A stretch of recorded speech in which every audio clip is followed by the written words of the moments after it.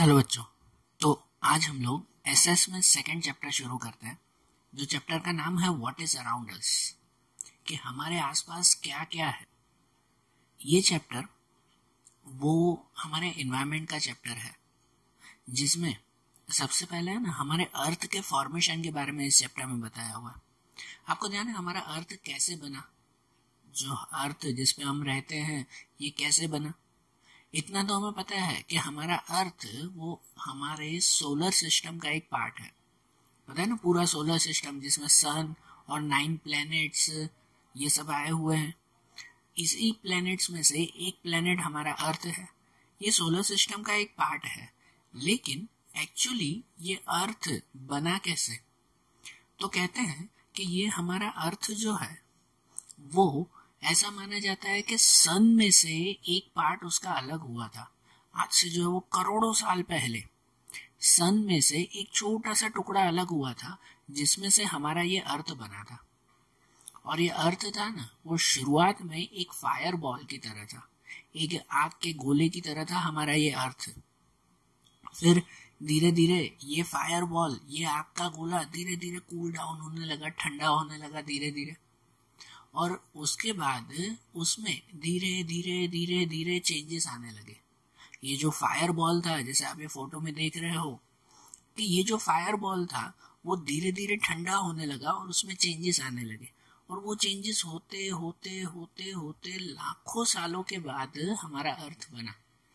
जैसे आप ये दूसरे फोटो में देख रहे हो कि हमारा अर्थ ऐसा बना है। वो कैसे? ये लाखों सालों के बाद। सही बात है ना?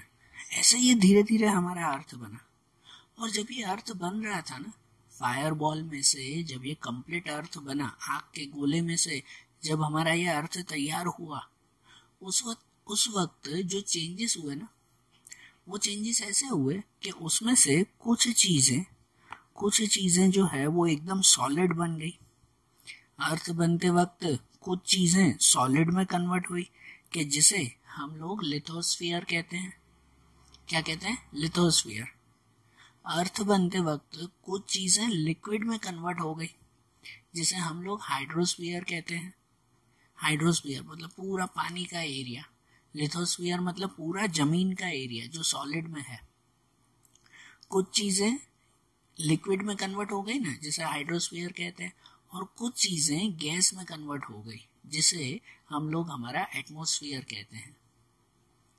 तो जब अर्थ का फॉर्मेशन हो रहा था ना, धीरे धीरे जब नेचुरली अर्थ का फॉर्मेशन हुआ, और फिर से बोल रहा हूँ, हमारा अर्थ जब नेचुरली बना ना, तो उसे बनने में लाखों करोड़ों साल लगे। कोई 1-2 दिन में ये अर्थ नहीं बना था, कि पूरे सन में से एक छोटा सा टुकड़ा अलग हुआ, कि जो धीरे धीरे धीरे धीरे धीरे धीरे वो आग के गोले में से ठंडा होने लगा। और उनमें से आज हमारा जैसा ये अर्थ है, ये अर्थ बना। और जैसे ये अर्थ बना, तो अर्थ के साथ ये स्पीयर्स बने। स्पीयर्स मतलब समझो कि भाई ये जो है वो पूरे लेयर बने, जिसमें से कुछ सॉलिड के लेयर बने, कुछ सॉलिड बने तो जिसे हम लोग लिथोस्फीयर कहते हैं, कुछ लिक्विड पार्ट बना जिसे हाइड्रोस्फीयर कहते हैं, और कुछ गैस पार्ट बना जिसे एटमॉस्फेयर कहते हैं। और इन तीनों स्पीयर को मिक्स करो, तो जहाँ पे लाइफ पॉसिबल है, जहाँ पे हम लोग रह सकते हैं, जिंदा रह सकते हैं, तो वो पार्ट बना बायोस्फीयर। तो इस तरह से जब अर्थ फॉर्मेशन हुआ ना, तो हमारे अर्थ पे ये 4 स्पीयर, ये 4 लेयर बने। कौन से 4 layer? Lithosphere, hydrosphere, atmosphere and biosphere. ये 4 लेयर तैयार हुए, और इसी लेयर के थ्रू आज हमारी लाइफ पॉसिबल है। इन चारों स्पीयर्स की वजह से ही आज हमारी लाइफ पॉसिबल है। नहीं तो आप देखो कि बाकी के जितने भी प्लैनेट्स हैं सोलर सिस्टम में, बाकी के जो प्लैनेट्स हैं अर्थ के अलावा, उनमें कोई भी प्लैनेट पे लाइफ पॉसिबल नहीं है ना। और कहीं पर भी लाइफ पॉसिबल नहीं है, लोग नहीं रह सकते, एनिमल्स और प्लांट्स वहां पर नहीं है। ठीक है ना? क्यों नहीं है? क्योंकि वहां पर ऐसे स्पीयर्स नहीं है जैसे स्पीयर्स हमारे अर्थ पे हैं। इसलिए तो अर्थ वो सबसे स्पेशल प्लेनेट भी कहलाता है ना, क्योंकि सभी प्लैनेट्स में से सिर्फ अर्थ पर ही लाइफ पॉसिबल है, इन स्पीयर्स की वजह से। तो ये जो 4 स्पीयर है ना, lithosphere, hydrosphere, atmosphere and biosphere, हमें इस चैप्टर में इन चारों स्पीयर्स के बारे में डिटेल में समझना है, बराबर। इन चारों स्पीयर्स के बारे में हम लोग एक एक करके समझेंगे, जिनमें सबसे पहला स्पीयर हम लोग शुरू करें तो वो आता है लिथोस्फीयर। लिथोस्फीयर के बारे में हम लोग क्या कह सकते हैं?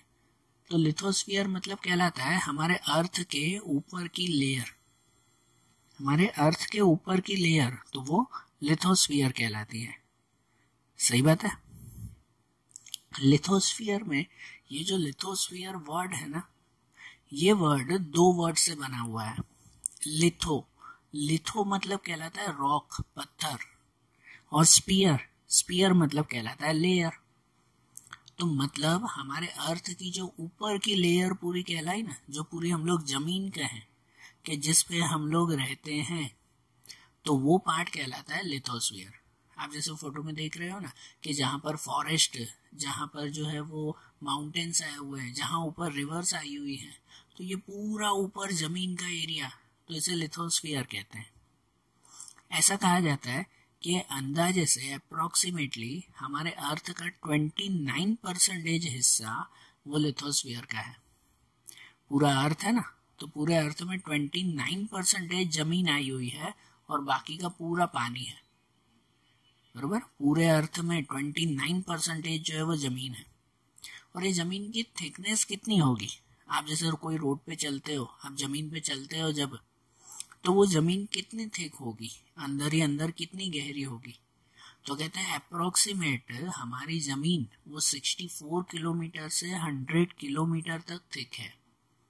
मतलब जमीन के अंदर अगर हम लोग जो है वो जमीन खोदते जाए ना, तो 64 to 100 किलोमीटर तक अंदर अंदर जमीन आई हुई है। समझ रहे? और ये थिकनेस सब जगह पर सेम नहीं होती। कोई कोई जमीन ज्यादा थिक होती है, तो कोई जमीन जो है वो कम थिक होती है। सही बात है ना?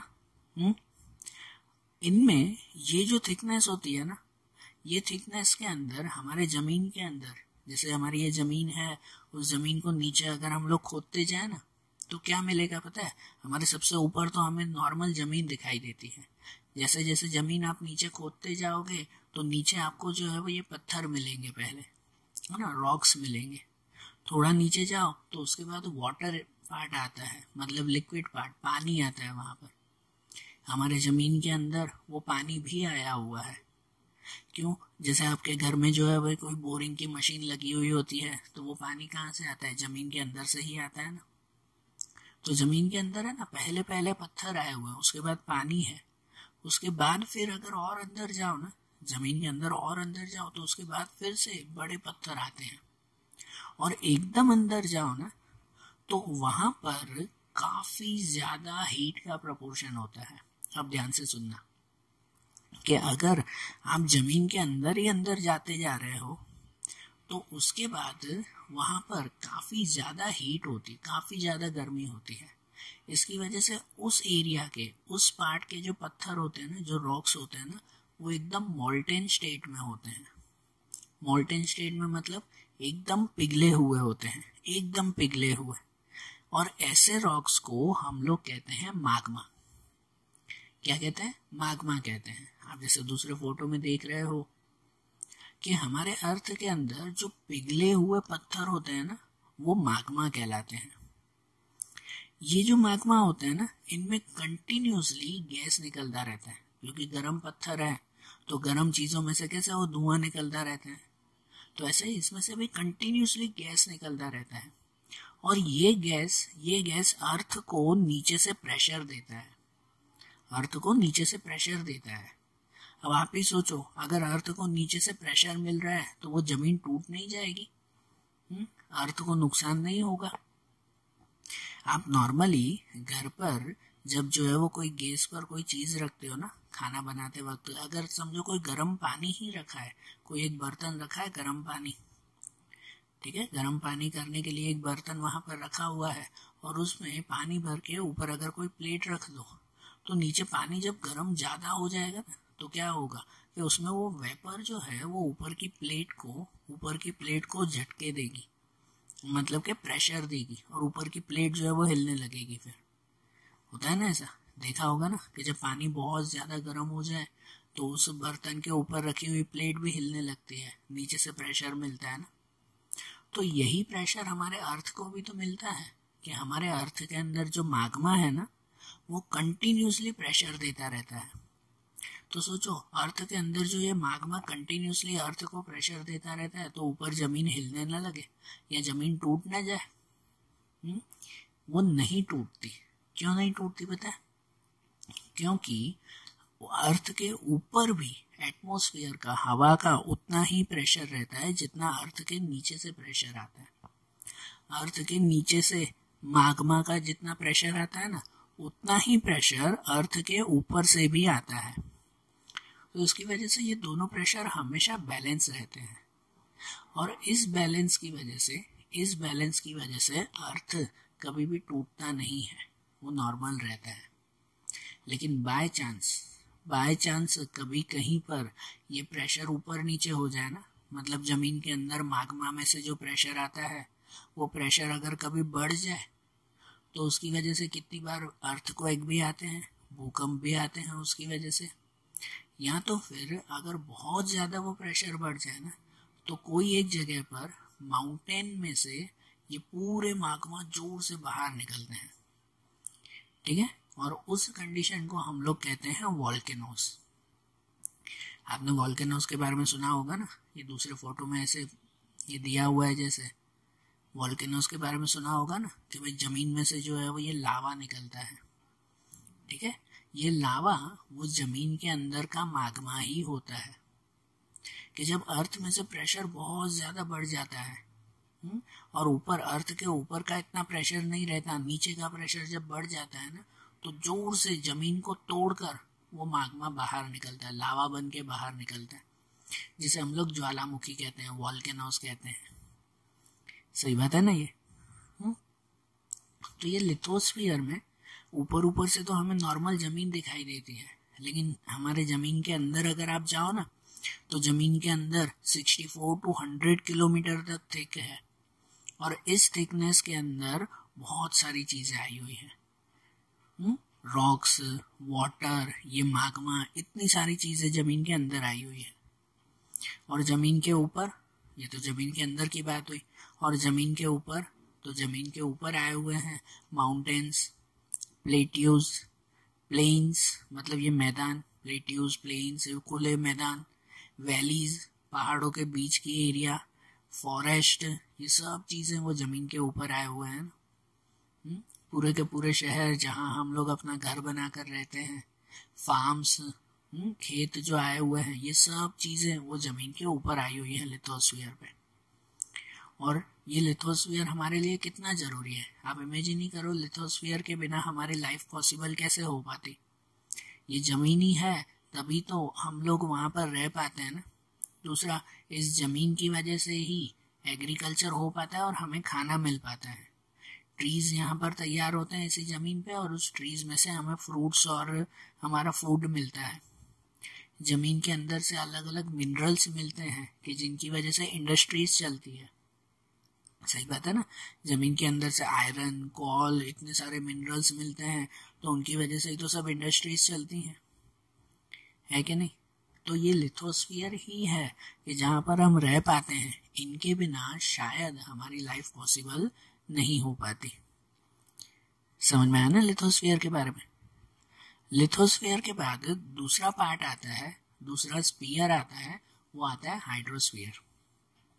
लिथोस्फीयर के बाद दूसरा क्या आता है? हाइड्रोस्फीयर। हाइड्रोस्फीयर मतलब क्या?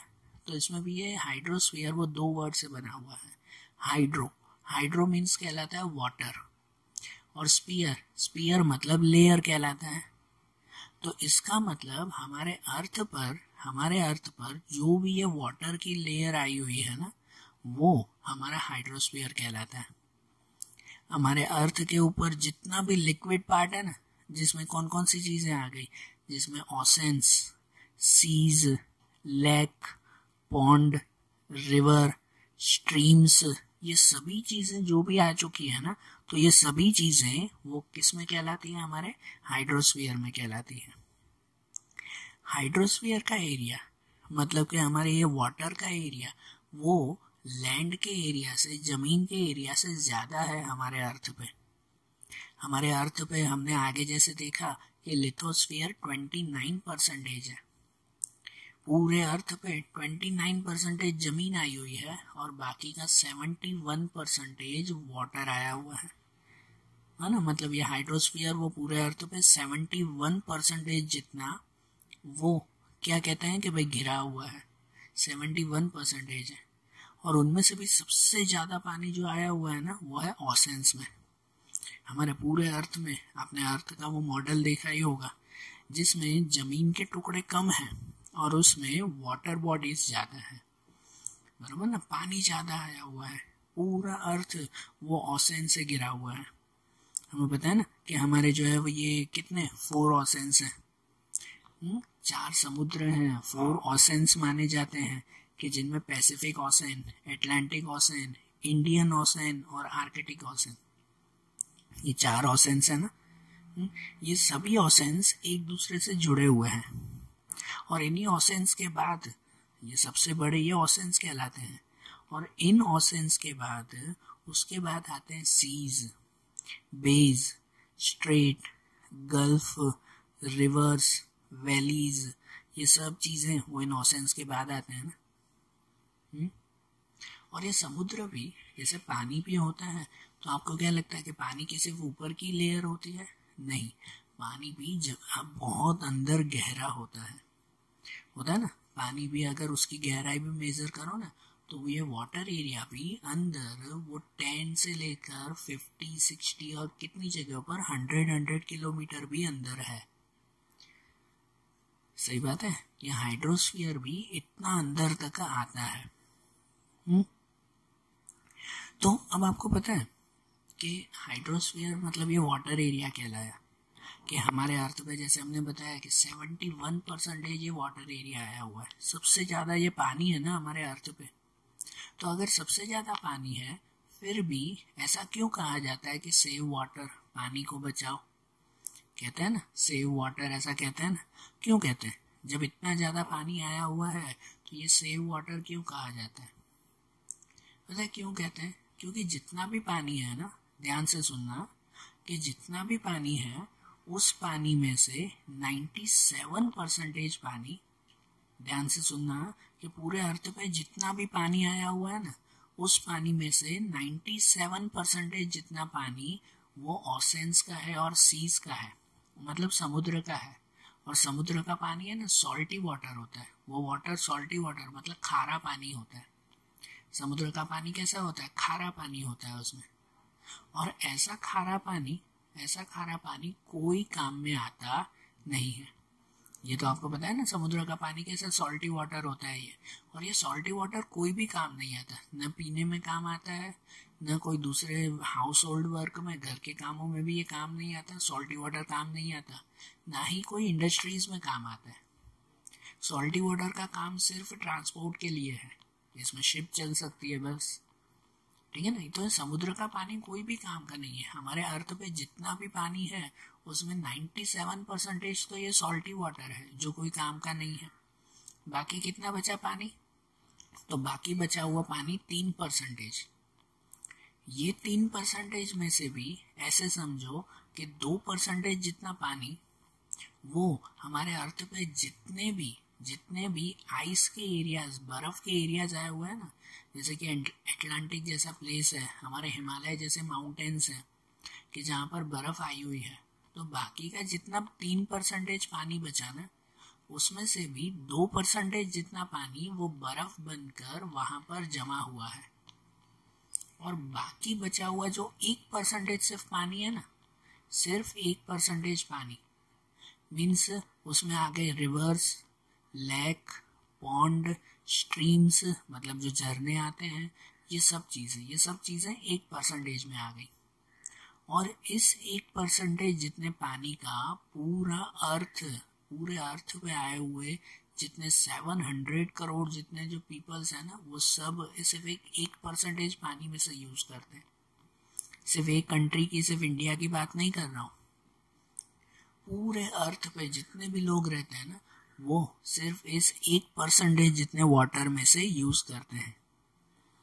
तो सोचो, ये 1% जितना पानी भी अगर हम लोग खराब कर दें तो फिर पीने के लिए, ये इंडस्ट्रीज में यूज होने के लिए, घर के कामों के लिए कहाँ से पानी आएगा। इसीलिए कहा जाता है सेव वाटर, कि इतना ज्यादा पानी होने के बावजूद ये सेव वाटर कहा जाता है। समझ रहे हो ना ये? और आपको पता है हमारे लिए ये सॉल्टी वाटर, तो मैंने जैसे बताया कि समुद्र का जो पानी होता है वो पानी तो हमारे लिए काम का नहीं है। हमें चाहिए फ्रेश वाटर, जिसे हम लोग पी सके, जिसे हम लोग यूज कर सके, वो फ्रेश वाटर। और फ्रेश वाटर का सबसे बड़ा सोर्स क्या कहलाता है पता है? फ्रेश वाटर का सबसे बड़ा सोर्स कहलाता है रेन, बारिश। बारिश का पानी सबसे फ्रेश कहलाता है, कि जो यूज करने लायक है। और उसके बाद रिवर्स, बारिश का पानी नदियों में आता है और वो नदियों का पानी यूज करने लायक है। हमारे घर में जो पानी आता है रेगुलरली, आपके घर पे जो रोज पीने का पानी आता है, वो पानी कहाँ से आता है? इन नदियों में से ही तो आता है ना, है कि नहीं? और ये हाइड्रोस्फीयर दूसरी भी तरह से हमारे लिए यूजफुल है। इसे पीने के लिए या घर के कामों के लिए, इंडस्ट्रीज चलाने के लिए इसे पानी यूज नहीं होता, लेकिन उसके दूसरे भी यूजेस हैं। जैसे इन वाटर के अंदर ही, मतलब इस हाइड्रोस्फीयर के अंदर से ही हमें कितने सारे केमिकल्स मिलते हैं, मिनरल्स मिलते हैं, सॉल्ट मिलता है। इसमें से समुद्र में से सॉल्ट मिलता है कि नहीं? उनके अंदर के जो एनिमल्स हैं, वो एनिमल्स कितने यूजफुल हैं। जैसे फिशेस मिलती हैं, तो फिशेस का फूड की तरह भी यूज करते हैं, खाने की तरह भी। और इसके अलावा फिशेस को क्या कहते हैं, उनमें से दवाइयाँ भी बनाई जाती हैं। तो ये सब चीजें भी तो हाइड्रोस्फीयर में से हमें मिलती है ना, तो ये भी तो यूजफुल है कि नहीं? दूसरा कि इन हाइड्रोस्फीयर की वजह से ही, जैसे कि ये रिवर्स हैं, हाइड्रोस्फीयर में ये रिवर्स नदियाँ जैसे आई, कि उन नदियों में से, उन नदियों के पास बड़े बड़े डैम बनाए जाते हैं, है ना? नदियों के पास बड़े बड़े डैम बनाते हैं, और उस डैम में वाटर को स्टोर करके, पानी को वहां पर स्टोर करके, फिर उसमें से इलेक्ट्रिसिटी भी बनाई जाती है। तो वाटर का यूज इलेक्ट्रिसिटी के लिए भी तो होता ही है, और ट्रांसपोर्ट के लिए तो है। दुनिया में जितना भी पानी आया हुआ है उसका ट्रांसपोर्ट के लिए तो यूज होता ही है ना? समुद्र में, नदियों में, छोटे जो लेक एंड पॉन्ड है, तो उसमें भी ट्रांसपोर्ट के लिए इस पानी का यूज होता ही है। तो ये हाइड्रोस्फीयर भी तो हमारे लिए जरूरी है ना। इसके बिना भी लिविंग थिंग्स या हमारी लाइफ वो पॉसिबल नहीं हो पाती। आप पानी के बिना रह सकते हो? नहीं रह सकते ना। तो ये हाइड्रोस्फीयर भी हमारी लाइफ के लिए उतना ही जरूरी है जितना लिथोस्फीयर है। तो लिथोस्फीयर और हाइड्रोस्फीयर के बारे में समझा ना। उसके बाद तीसरा स्फीयर आता है, वो आता है एटमॉस्फेयर। एटमॉस्फेयर, तो एटमॉस्फेयर मतलब क्या कहलाता है? कहते हैं कि हमारे अर्थ के आसपास एयर की जो लेयर आई हुई है, जैसे आप फोटो में देख रहे हो कि सपोज अर्थ के आसपास जो पूरी एयर की लेयर, जो पूरी हवा की एक लेयर आई हुई है, तो उसे हम लोग एटमॉस्फेयर कहते हैं। जब अर्थ का फॉर्मेशन हो रहा था, जब अर्थ बन रहा था, तो उसमें से कितनी सारी चीजें वो क्या बन गई? गैसेस फॉर्म में बन गई। इतनी सारी चीजें गैसियस फॉर्म में बन गई, और वो गैसियस फॉर्म वो कहलाता है हमारा एटमॉस्फेयर।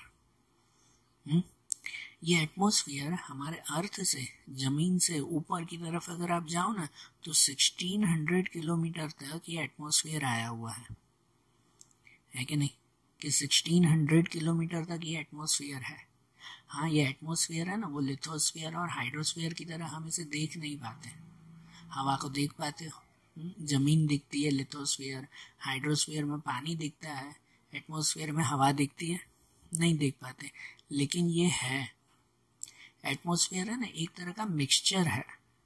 इसमें बहुत सारी चीजें आई हुई हैं, अलग अलग गैसेस आए हुए हैं, वाटर वेपर है, इसके अलावा डस्ट पार्टिकल, स्मोक मतलब धुआं, सॉल्ट, छोटे छोटे माइक्रो ऑर्गेनिजम्स जो हवा में घूमते रहते हैं लेकिन हमें दिखाई नहीं देते। इन सब का मिक्सचर है ये एटमॉस्फेयर।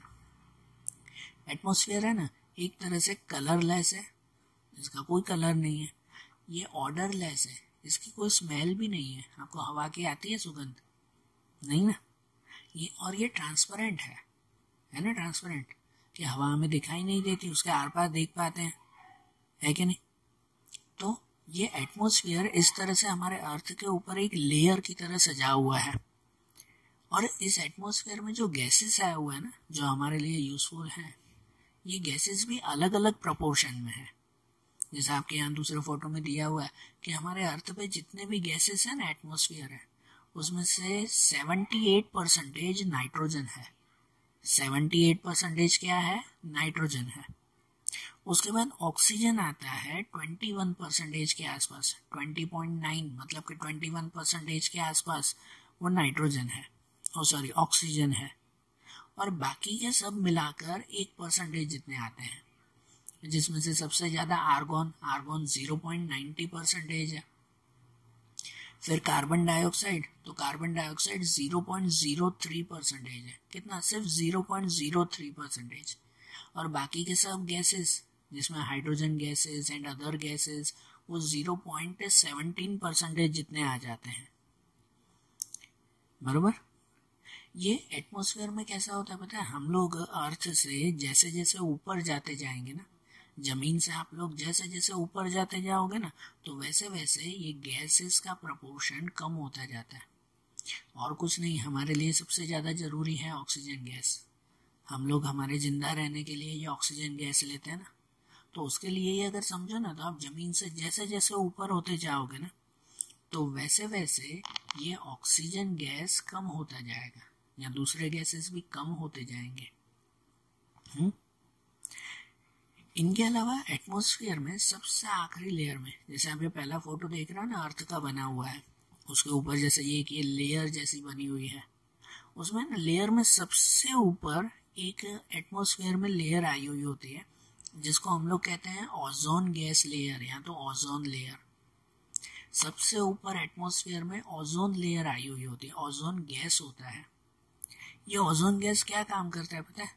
ये है बहुत ही कम प्रोपोर्शन में, बहुत ही कम है, लेकिन ओजोन गैस का काम क्या है कि सन में से जो डायरेक्ट लाइट आती है ना, जिनमें होती है अल्ट्रावायलेट लाइट्स, सन में से जो डायरेक्ट यूवी लाइट मींस के अल्ट्रावायलेट लाइट्स जो आती है, उन अल्ट्रावायलेट लाइट्स को रोकना, उन अल्ट्रावायलेट रेस को रोकने का काम ये ओजोन लेयर करता है।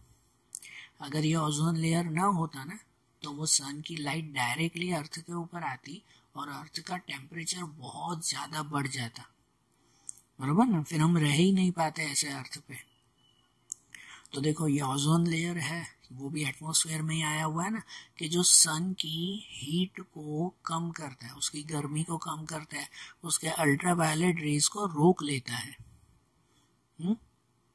ये ओजोन गैस है ना, आप मॉर्निंग के टाइमिंग में सी बीच पर, समुद्र किनारे जब दौड़ने जाते हैं ना, तब उस वक्त भी ये ओजोन लेयर वहां पर आया हुआ होता है। तो देखो एटमॉस्फेयर का ये ओजोन लेयर वो कितना यूजफुल है, सन की हीट से बचाता है। और बाकी के गैसेस भी तो काम आते हैं ना, जैसे कि नाइट्रोजन गैस है, ऑक्सीजन गैस है। ये गैसेस वो लिविंग थिंग के जिंदा रहने के लिए जरूरी है, हमारे लिए जरूरी है। ये ऑक्सीजन के बिना हम लोग जिंदा रह पाते हैं? नहीं रह पाते हैं ना। इसके अलावा एटमॉस्फेयर में आया हुआ होता है वाटर वेपर, या तो मॉइस्चर, भेज आया हुआ होता है ना। मॉइस्चर क्या कहते हैं? भेज, या कहते हैं कि जो भाप आई हुई होती है, जब पानी को गर्म करते हैं तो वो जो वाटर वेपर वो एटमॉस्फेयर में मिक्स होती है, तो उसके अंदर एटमॉस्फेयर में, मतलब ये भी तो है ना। इसी वाटर वेपर की वजह से एटमॉस्फेयर हमेशा ठंडा रहता है। तो आसपास जो है वो ठंडक रहती है, वो किसकी वजह से? इस मॉइस्चर की वजह से, या इस वाटर वेपर की वजह से ही ना। इसी मॉइस्चर की वजह से अलग अलग सीजन में कभी ड्यू, कभी फॉग, कभी क्लाउड्स, ये सब चीज़ें तैयार होते हैं। किसकी वजह से? इस वाटर वेपर की वजह से ही। आप लोग साइंस में पढ़ते हो ना कि इन वाटर वेपर की वजह से ही क्लाउड्स तैयार होते हैं। वो ठंडी का मौसम आता है ना, तब धुंध आती है, फॉग आ जाता है पूरा। ये सब किसकी वजह से? इस वाटर वेपर की वजह से ही। और ये एटमॉस्फेयर हर जगह पर और सीजन वाइज चेंज होता रहता है। कहीं पर जो है वो ठंडा एटमॉस्फेयर, कहीं पर जो है वो गर्म, सीजन वाइज बदलता रहता है ना ये।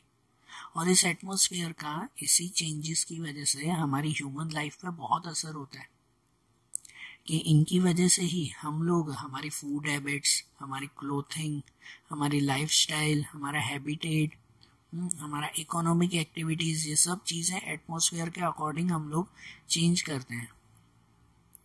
जैसे कभी जो है वो ये हवा ठंडी हो जाती है, मतलब ठंडी का मौसम आ जाता है, तो हम कपड़े उस हिसाब से पहनते हैं, खाना उस हिसाब का खाते हैं। चेंजेस होते हैं ना हमारे में। ह्यूमन पे इफेक्ट होता है कि नहीं। गर्मी का मौसम होता है तो एटमॉस्फेयर थोड़ा गर्म होता है, तो उसके हिसाब से हम कपड़े वैसे पहनते हैं, खाना वैसा खाते हैं, काम वैसा करते हैं। सही बात कि नहीं। इसी एटमॉस्फेयर की वजह से ये जो समझो कि भाई डे और नाइट में जो थोड़े बहुत चेंजेस आते हैं, वो भी एटमॉस्फेयर की वजह से।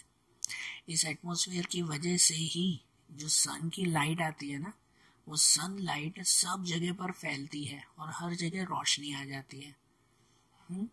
इस एटमॉस्फेयर की वजह से ही हम लोग अर्थ पे सब चीजें देख पाते हैं, क्योंकि सनलाइट को स्प्रेड करना, सनलाइट को फैलाने का काम ये एटमॉस्फेयर करते हैं। ये एटमॉस्फेयर है ना, लाइट को एब्जॉर्व करके रखते हैं और हर तरफ रोशनी रखते हैं। इन एटमॉस्फेयर की वजह से, इस एटमॉस्फेयर की वजह से जब सनराइज होता है तो सनराइज से पहले ही थोड़ा बहुत उजाला हो जाता है।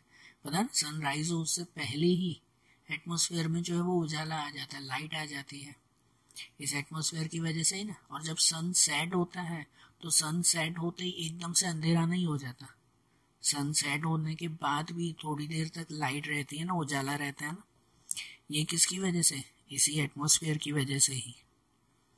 तो देखो ये एटमॉस्फेयर वो कितना जरूरी है हमारे लिए। और आज के टाइम में आपको पता है ना कि जैसे जो भी चीज़ें, जो सैटेलाइट्स के थ्रू चीज़ें चलती हैं, जैसे कि आपके मोबाइल के नेटवर्क्स, जो आप लोग इंटरनेट यूज़ करते हो, टीवी पे जो हम लोग चीज़ें लाइव देखते हैं, तो ये सब सैटेलाइट्स के थ्रू चलते हैं ना ऊपर। तो ये सैटेलाइट्स के थ्रू हमारे मोबाइल में, टीवी में जो ये लाइट्स आती हैं, वो भी किसकी वजह से? इस एटमॉस्फेयर की वजह से ही ये पॉसिबल है कि हमारे मोबाइल, टीवीज, इंटरनेट, ये सब चीज़ें इस एटमॉस्फेयर की वजह से ही चल पाती है। तो देखो ये एटमॉस्फेयर भी हमारे लिए कितना ज़रूरी है। इसके बिना भी लाइफ बिल्कुल पॉसिबल नहीं हो पाती। सही बात है कि नहीं। तो ये जैसे एटमॉस्फेयर हुआ ना, और उसके बाद हमारा ये लेयर आता है बायोस्फीयर। बायोस्फीयर किसे कहते हैं? तो कहते हैं लिथोस्फीयर, हाइड्रोस्फीयर और एटमॉस्फेयर। ये तीनों जहाँ एक साथ हो और जहाँ पर लिविंग वर्ल्ड एग्जिस्ट करता हो, जहाँ पर हम लिविंग थिंग रह पाते हो, तो उसे बायोस्फीयर कहते हैं। बायोस्फीयर वो हमारे अर्थ का सबसे इम्पोर्टेंट लेयर आता है। ऐसी जगह कि जहाँ पर लिथोस्फीयर, हाइड्रोस्फीयर और एटमॉस्फेयर साथ में हो। हम जहाँ पर रहते हैं ना, जो हम जहाँ पर रहते हैं, वो हमारा ये एरिया वो बायोस्फीयर कहलाता है। क्योंकि हम जहाँ रहते हैं वहाँ ज़मीन भी है, पानी भी है, आसपास नदी भी होती है ना, पानी भी है और हवा भी है। तो ये तीनों जहाँ साथ में हो ना, तो वो एरिया बायोस्फीयर कहलाता है। जैसे मैंने पहले भी बताया था कि हमारे पूरे सोलर सिस्टम में सिर्फ हमारा अर्थ ही है कि जहाँ पर ये बायोस्फीयर आया हुआ है। कितने प्लैनेट्स हैं कि जिसके ऊपर ज़मीन तो है लेकिन पानी नहीं है। ज़मीन तो ऑलमोस्ट हर प्लैनेट पे है लेकिन वहाँ पानी नहीं है। कोई कोई प्लैनेट्स पे थोड़ा बहुत अगर पानी है तो वहाँ पर एटमॉस्फेयर नहीं है। सही बात है। तो उसकी वजह से वहाँ लिविंग थिंग पॉसिबल ही नहीं है। सिर्फ अर्थ ही ऐसा है कि जिसके ऊपर ये तीनों आए हुए हैं और उनका मिक्सचर, ये बायोस्फीयर भी आया हुआ है, कि जिसकी वजह से यहाँ पर लिविंग थिंग पॉसिबल है। सही बात कि नहीं। कि इस बायोस्फीयर में से ही हमें फूड मिलता है, दूसरी हमारे लिए ज़रूरी चीज़ें कि जिसकी वजह से हमारी लाइफ चल सके। कि इस बायोस्फीयर के बिना तो हमारी लाइफ पॉसिबल होती ही नहीं। कहते हैं इस बायोस्फीयर के भी दो पार्ट आते हैं, लिविंग और नॉन लिविंग। सही बात कि नहीं, living and non living. Living part में सभी लिविंग चीज़ें जैसे कि प्लांट्स, ट्रीज, एनिमल्स, बर्ड्स, हम ह्यूमंस, ये सब लिविंग में आ जाते हैं। और नॉन लिविंग जो हमारे लिए ज़रूरी हो वो नॉन लिविंग में आते हैं। वाटर, लैंड, एयर, ये सब नॉन लिविंग में हुआ ना, ये हमारे लिए ज़रूरी है कि नहीं। नॉन लिविंग में ये पेन, पेंसिल, टेबल, चेयर, ये ऐसे नहीं गिनते।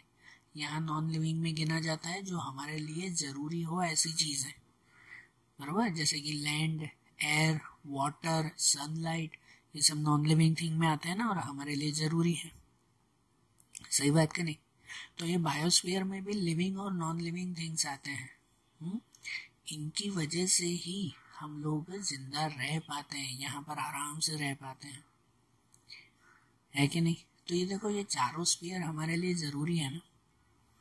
तो जैसे हमने ये चारों स्फीयर्स के बारे में समझा ना, अब आखिरी एक पॉइंट आता है, जो पॉइंट है हमारा कि effect of human activities on sphere.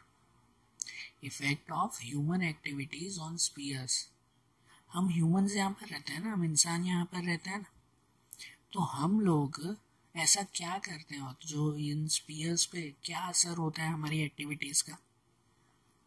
तो ऐसा है कि सभी लिविंग थिंग्स में से, जितने भी लिविंग थिंग्स हैं, एनिमल्स, बर्ड्स, प्लांट्स, है ना, हम ह्यूमंस, तो सभी लिविंग थिंग्स में से हम ह्यूमंस ही ऐसे हैं कि जो अपने ब्रेन का यूज़ करके, अपने दिमाग का यूज़ करके अलग अलग एक्टिविटीज़ करते हैं। और इन एक्टिविटीज़ में जाने अनजाने में हम लोग कितनी ऐसी एक्टिविटीज़ करते हैं जो कहलाती है हमारे डेवलपमेंट के लिए, कि चलो हम लोग हमारे डेवलपमेंट के लिए ये काम कर रहे हैं, लेकिन उनकी वजह से नेचर को बहुत नुकसान पहुंचता है, इन स्पीयर्स को बहुत नुकसान पहुंचता है। जैसे कि कितनी सारी ऐसी एक्टिविटीज़ करते हैं, जैसे कि हम लोग बड़ी बड़ी फैक्ट्रियाँ बनाते हैं, इंडस्ट्रीज़ बनाते हैं। उनके लिए कहा जाता है कि ये फैक्ट्रियाँ, ये इंडस्ट्रीज़, ये हमारे लिए ज़रूरी है कि इनमें से नई नई चीज़ें बनाई जाती हैं। लेकिन इनमें से निकलने वाला जो धुआं है, इनमें से निकलने वाला जो केमिकल्स हैं, वो हमारे अर्थ को ख़राब नहीं कर रहे। करता है ना, हमारे अर्थ को ख़राब, पानी को ख़राब करता है, हवा को ख़राब करता है कंटिन्यूसली। कि जो कंटिन्यूसली क्या कहते हैं कि भाई मिनरल्स ढूंढने के लिए ज़मीन को खोदा जाता है, ड्रिलिंग की जाती है, न्यूक्लियर टेस्टिंग की जाती है, तो उनकी वजह से हमारा लिथोस्फीयर ख़राब होता है। ज़मीन को कंटिन्यूसली खोदा जाता है तो उसकी वजह से हमारा लिथोस्फीयर ख़राब हो जाता है। पूरी सिटीज़ में से, पूरे शहर का कचरा, फैक्ट्रियाँ, इंडस्ट्रीज़ में से निकलने वाला कचरा ज़मीन के ऊपर यहाँ वहाँ फेंका जाता है, तो उसकी वजह से भी तो ये लिथोस्फीयर ख़राब होता है कि नहीं होता। सही बात है ना ये। इनके अलावा इंडस्ट्रीज़ में से निकलने वाला जो लिक्विड वेस्ट होता है, फैक्ट्रियों में से निकलने वाला जो पानी का कचरा, वो सीधा नदियों में, समुद्रों में डाला जाता है, और तो उनकी वजह से ये हाइड्रोस्फीयर ख़राब होता है। शहरों में और गाँवों में जो नदी आई हुई होती है, जो पॉन्ड, लेक, जो तालाब आए हुए होते हैं, उन पर ही पूरे गांव का, पूरे शहर का कचरा उन नदियों में डाला जाता है।